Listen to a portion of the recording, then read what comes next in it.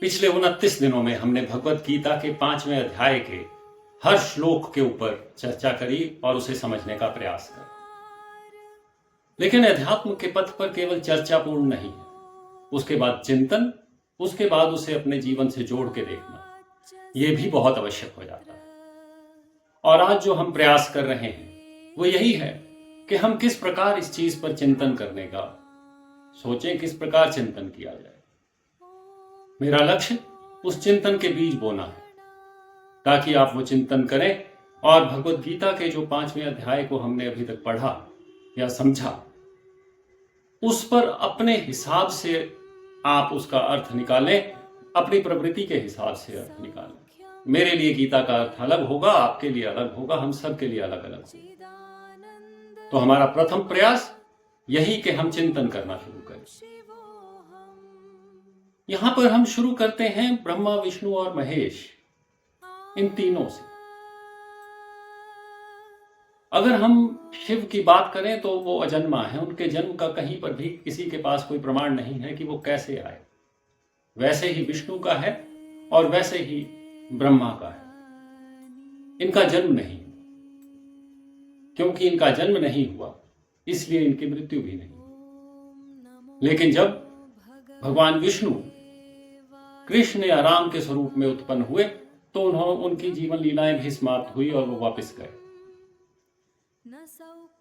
और ये जो जन्म और मृत्यु है, ये आधार है द्वैत का, जहां पर हम अपने आप को ईश्वर से अलग मानना शुरू करते हैं, जहां पर मैं और ईश्वर दो अलग लोग बन जाते हैं, दो अलग एंटिटीज बन जाते हैं, दो अलग वास्तविकताएं बन जाते हैं।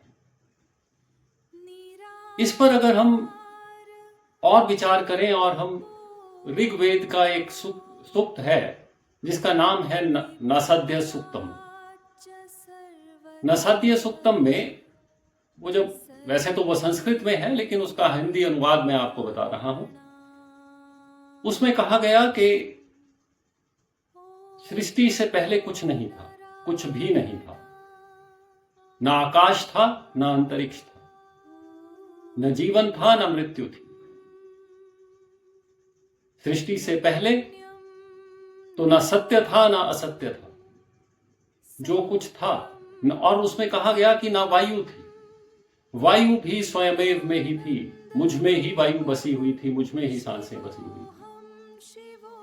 और जब तक वो वहां पर बसा हुआ था, स्वयं में ही सब कुछ था, तब तक सृष्टि नहीं थी। लेकिन जब वो स्वयं से निकलकर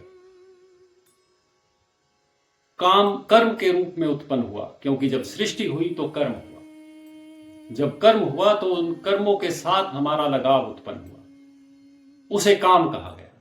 तो जब काम उत्पन्न हुआ तो सत्य और असत्य, दिन और रात, आकाश और अंतरिक्ष, हर चीज उत्पन्न होना शुरू हुई।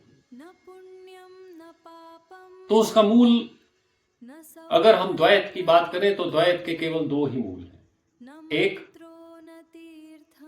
सृष्टि का होना, जन्म का होना, और दूसरा उन कर्मों के साथ बंधना जो कर्म हम कर रहे हैं। जब हम उन कर्मों के साथ बंधना छोड़ देते हैं, उन कर्मों के फलों की इच्छाएं छोड़ देते हैं, हम उसे सिर्फ और सिर्फ सृष्टि का चक्र मानकर कर्म करते रहते हैं, तब तक किसी भी प्रकार का द्वैत नहीं रहता। न वेदना है, न दुख है, न सुख है, केवल एक अलौकिक विचार है जो बना रहता है। वो न हिलता है न डिगता है। लेकिन जैसे ही हम द्वैत में कदम रखते हैं, जैसे ही हम अपने कर्मों के साथ जुड़ना शुरू करते हैं, वैसे ही द्वैत का जन्म हो जाता है। मैं और ईश्वर अलग हो जाते हैं। और जब ईश्वर और मैं अलग हो गए तो पीड़ा भी होगी तो दुख भी होगा, क्योंकि कर्मों के साथ हमने अपने आप को जोड़ लिया। अगर हम कर्मों से ना जोड़े तो ये चीजें होंगी ही नहीं। और ये जो कर्मों से जुड़कर दुख वगैरह क्यों उत्पन्न होता है, उसका जो मूल है वो ये है कि हम अपने मानस, बुद्धि, शरीर और इंद्रियों को, हम इनको पहचानना शुरू करते हैं। हम कर्मों को इनके द्वारा पहचानना शुरू करते हैं। और कर्म, जब हम कर्मों से बंधते हैं तो जीवन बंध जाता है। जब हम कर्मों से मुक्त हो जाते हैं, कर्मों के बंधनों से मुक्त हो जाते हैं तो जीवन मुक्त हो जाता है, क्योंकि फिर किसी भी प्रकार का सुख और दुख रह ही नहीं जाता। और जब वो सुख और दुख रह नहीं जाता तो द्वैत खत्म हो जाता है, हम ईश्वर में वापस सम्मिलित हो गए। और ये जीवन का आधार केवल और केवल यही है कि हम उस द्वैत को समाप्त करें। न सत्य सुक्तम के बीच में कहा गया कि ईश्वर भी नहीं जानता कि ये सृष्टि कैसे हुई, क्योंकि सृष्टि तो बाद में हुई, और जब सृष्टि हुई उससे पहले क्या था ये भी कोई नहीं जानता, क्योंकि ईश्वर स्वयं सृष्टि के बाद आए। अब ईश्वर सृष्टि के बाद कैसे आ सकते हैं? वो तो हमेशा ईश्वर सृष्टि के बाद तब आ सकते हैं जब हम अपने आप को और ईश्वर को अलग मानते हैं। जब हम अपने आप और ईश्वर को एक ही मानेंगे तो वो आए ही नहीं। वो सृष्टि से पहले भी वैसा ही था, आज भी वैसा ही है। वो केवल आत्मा है। और यही चीज को मान लेना भगवत गीता के 5वें अध्याय का मूल है, आधार है। इस पे विचार कीजिएगा कि हम किस प्रकार हर चीज को दो अलग दृष्टियों से देखते हैं। ये अमीर है, ये गरीब है, इसका ज्ञान मेरे बराबर है, ये अज्ञानी है, ये सत्य बोल रहा है, ये झूठ बोल रहा है। लेकिन क्या ये सच और झूठ पूर्ण है? जो आपका सच है वो किसी और का झूठ है, जो किसी और का झूठ है वो आपका सच है। तो फिर उस सत्य और असत्य का जो संघर्ष है वो क्यों? वैसे ही ये बुद्धिमान है, मैं बुद्धिमान नहीं, या मैं बुद्धिमान हूं, ये बुद्धिमान नहीं, ये भी तो द्वैत है। ये भी तो दो हिस्सों में बांटने का काम है। और बुद्धिमान तो हम सब हैं, लेकिन हम उस बुद्धि का प्रयोग अपने गुणों के हिसाब से कर पाते हैं। जब तक हम अंधकार में हैं, हमने अपने ईश्वर को पहचानने का प्रयास नहीं किया, तो हम उस प्रकार के कर्म करते हैं। जब हम अंधकार से बाहर आते हैं तो हम दूसरे प्रकार के कर्म करते हैं।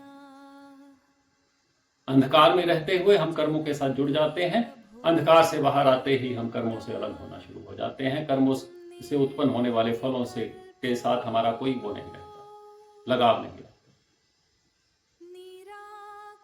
तो इसमें ईश्वर ने पहली बात जो कही वो अद्वैत की कही कि द्वैत को खत्म कर दो, अद्वैत पे आ जाओ, अपने आप को ईश्वर मानो, तुम्हारी आत्मा ही सब कुछ है, तुम्हारा शरीर कुछ नहीं, और समभाव में रहिए, सबको एक जैसा मानिए। फिर ईश्वर ने इसमें एक बहुत महत्वपूर्ण बात करी, और वो कहा कि जो भ्रम है वो अज्ञान है। भ्रम करने वाला व्यक्ति अज्ञानी है।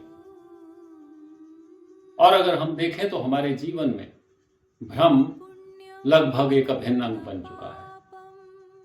हम इस भ्रम से बाहर रहते ही नहीं। पहला भ्रम हमें रहता है मैं करने वाला हूं, मैं करता हूं। दूसरा भ्रम हमें रहता है जो सामने वाला कह रहा है ये तो अनुचित है, सबसे अधिक ज्ञानी तो मैं सब जानता हूं, जो तुम कह रहे हो वो गलत है। हम दूसरे को सुनने के लिए तैयार भी नहीं। भ्रम, और यही अज्ञान है। हमें भ्रम रहता है कि मैंने अपने लिए देखो इतनी मेहनत करके क्या क्या बना लिया। हमने कुछ नहीं बनाया, ये होना था, ये सुनिश्चित था, तो हो गया।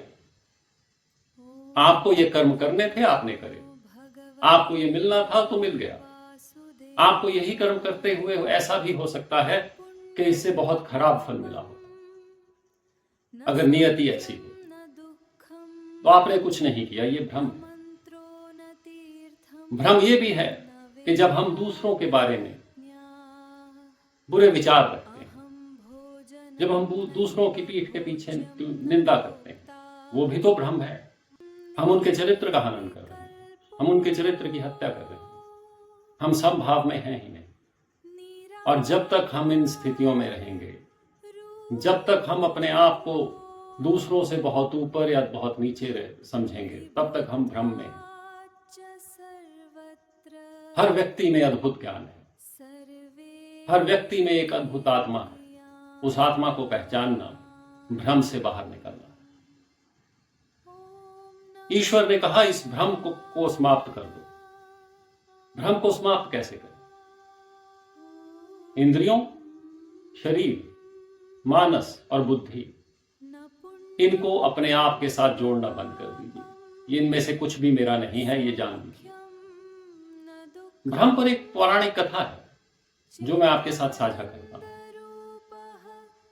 भगवान शिव और माता सती जो है वो इकट्ठे बैठे हुए थे और भगवान राम का उस समय वनवास चल रहा था। तो माता सती ने देखा कि भगवान राम सीता माता के खो जाने पर, उनके अपहरण हो जाने पर बिलख बिलख कर रो रहे हैं।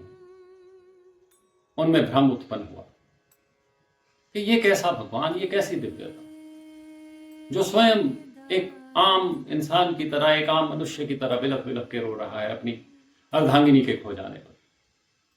ईश्वर के लिए तो ये सम्मत है नहीं। तो मैं इनकी एक परीक्षा लेती हूं और अगर परीक्षा में उत्तीर्ण हो गए तो इन्हें ईश्वर मानूंगी। भगवान शिव ने माता सती को बहुत समझाया, लेकिन वो नहीं मानी। तो वो भगवान राम के सम्मुख सीता का रूप लेकर उपस्थित हो गए। भगवान राम की दिव्यता वहां पर आई। उन्होंने हाथ जोड़कर कहा कि माते आप कहां से और आप इस रूप में हो। उन्होंने एकदम पहचान लिया कि ये सीता तो है ही नहीं, यही दिव्यता थी। और इस भ्रम का जो मूल्य है वो माता सती को चुकाना पड़ा। ने जब यज्ञ किया तो वहां पर उन्हें अपने प्राण त्यागने पड़े। हर भ्रम का मूल्य है। जब हम भ्रम करते हैं कि मैं करने वाला हूं तो हम उसके साथ दुख लेकर आते हैं, वो मूल्य चुकाते हैं। जब हम भ्रम करते हैं कि मुझसे अधिक कोई नहीं जानता तो हम अपने लिए ज्ञान की जो खिड़की खुली थी उसे बंद कर देते हैं। हम उस ज्ञान को प्राप्त करने में असमर्थ हो जाते हैं। भ्रम का मूल्य है। जब हम किसी के चरित्र पर भ्रम करते हैं तो हम उसके लिए जो सम्मान हमारे मन में होना चाहिए था, जो एक आत्मा के लिए सम्मान होना चाहिए था, वो सम्मान समाप्त कर देते हैं। हम भ्रम करते हैं और हम उस पाप के भागीदार बन जाते हैं। हमारी आत्मा की उन्नति नहीं होती। भ्रम फिर मूल्य लेता है, फिर से मूल्य मांगता है। इस भ्रम से बाहर निकलना कि मैं करता हूं। कर्ता होने का जब नासिध्य सूक्तम में जब बात आई तो उन्होंने कहा कि कर्म जब उत्पन्न हुए, कर्म तभी उत्पन्न हुए जब हम उनके साथ जुड़े। तो काम उत्पन्न हुआ, तो लालसाएं उत्पन्न हुई। तो अगर हम कर्म उत्पन्न ही ना होने दें, हम कर्मों के साथ जुड़े ही ना, तो लालसाएं उत्पन्न नहीं होंगी, कोई भ्रम उत्पन्न नहीं होंगे। क्योंकि सबसे बड़ा भ्रम तो यही है कि मैं करता हूं, मैं करने वाला हूं, मैं सबसे बड़ा भ्रम हूं। जब हम इस भ्रम को छोड़ देते हैं, तोड़ देते हैं, तो हम निर्वाण की स्थिति में आ जाते हैं। एक ऐसे अलौकिक स्थान पर आ जाते हैं जहां पर केवल और केवल सुख ही उपलब्ध है।